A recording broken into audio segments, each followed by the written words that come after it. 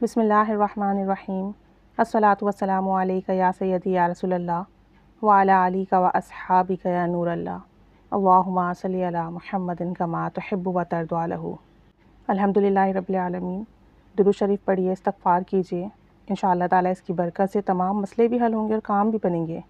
पिछले दिनों एक वीडियो अपलोड की थी एक दुरूद शरीफ के हवाले से, अल्लाहुम्मा सल्लि अला मुहम्मदिन नबीर रहमा, कि अगर कोई शख्स इसे 1100 मरतबा पढ़े तो उसके मसले हल होते हैं, माली तंगी भी ख़त्म होती है, परेशानी भी हल होती है, और जैसा भी मसला क्यों ना हो उसके बाद दुआ करें तो वो मसला हल हो जाता है।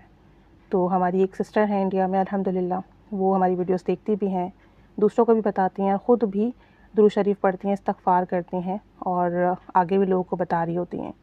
तो उनकी कोई जानने वाली ख़ातून थी जो बहुत परेशान थी, माली परेशानी बहुत ज़्यादा थी।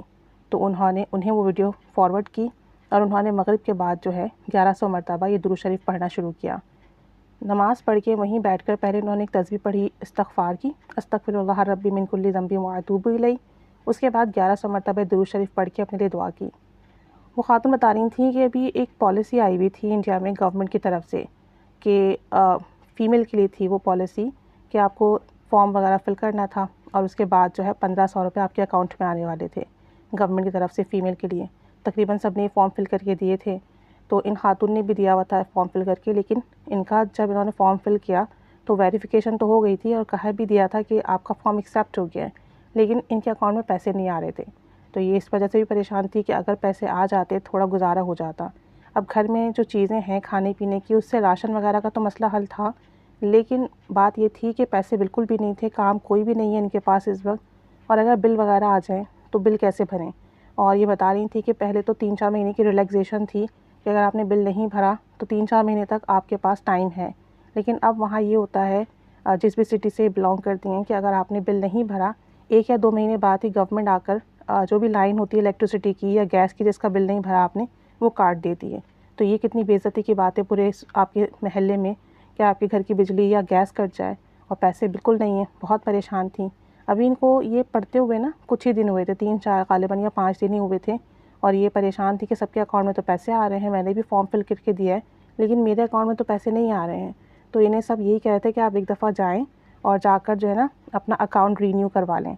बैंक अकाउंट में तो पैसे नहीं आ रहे, बैंक अकाउंट में पैसे आते हैं या कोई पोस्ट अकाउंट है इन लोग का, राशन कार्ड का, आधार कार्ड का वो होता है, उस पर आते हैं पैसे। मुझे इतना नहीं है, उन्होंने बताया भी था, फिर भी मुझे कुछ कन्फ्यूजन है।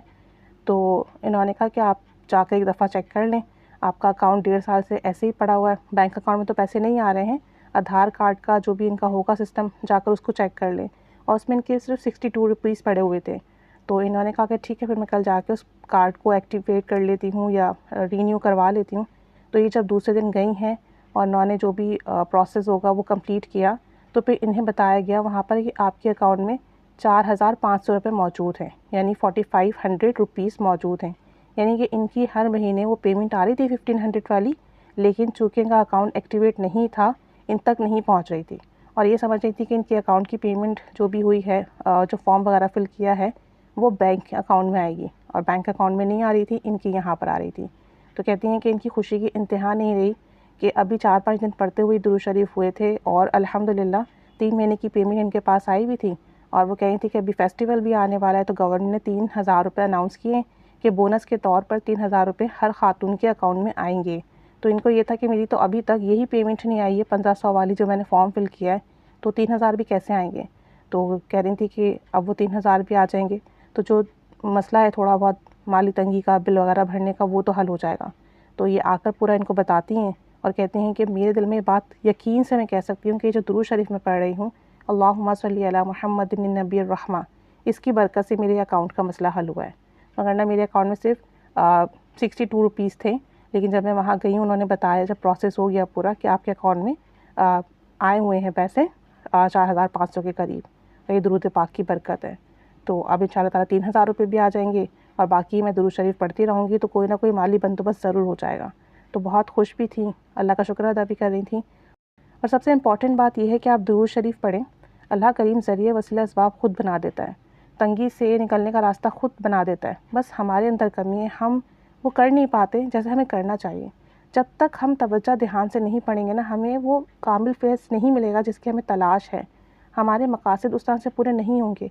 चलते फिरते उठते बैठते पढ़ते रहिए दुरूद शरीफ, लेकिन एक वक्त ज़रूर फ़िक्स कीजिए जब आप बावज़ू बैठ कर बहुत तवज्जो ध्यान से दुरूद शरीफ पढ़ें, और फिर उस दुरूद पाक का आपको रूहानी फ़ैज़ भी मिलेगा, और फिर उसके बाद आप जो दुआ मांगेंगे वो दुआ भी कबूल होगी, मसले भी हल होंगे।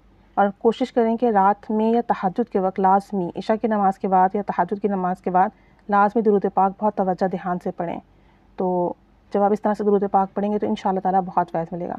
मैं फिर बता देती हूँ कि अल्लाहुम्मा सल्ली अला मुहम्मदिन नबीर रहमा, अगर किसी को कोई भी मसला है तो 1100 मरतबा मगरिब की नमाज़ के बाद ये दुरूद पाक पढ़ें, इंशाअल्लाह ताला वो मसला हल हो जाएगा। डेली बेसिस पर पढ़ें। नागे के दिन आ जाते हैं तो भी आप इसे कंटिन्यू रखें, नमाज़ अज़ान हो जाए उसके बाद वज़ू करके आप जो है अपना नमाज की तरह बैठ कर और फिर जो है दुरूद शरीफ कंटिन्यू रख सकते हैं।